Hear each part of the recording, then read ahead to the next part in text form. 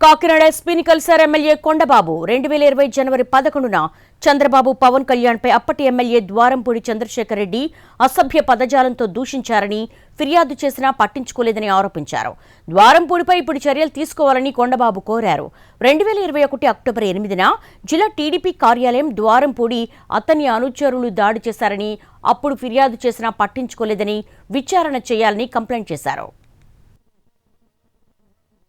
కాకినాడ ఎస్పీని కలిశారు ఎమ్మెల్యే కొండబాబు. 2020 జనవరి 11న చంద్రబాబు పవన్ కళ్యాణ్పై అప్పటి ఎమ్మెల్యే ద్వారంపూడి చంద్రశేఖర్ రెడ్డి అసభ్య పదజాలంతో దూషించారని ఫిర్యాదు చేసినా పట్టించుకోలేదని ఆరోపించారు.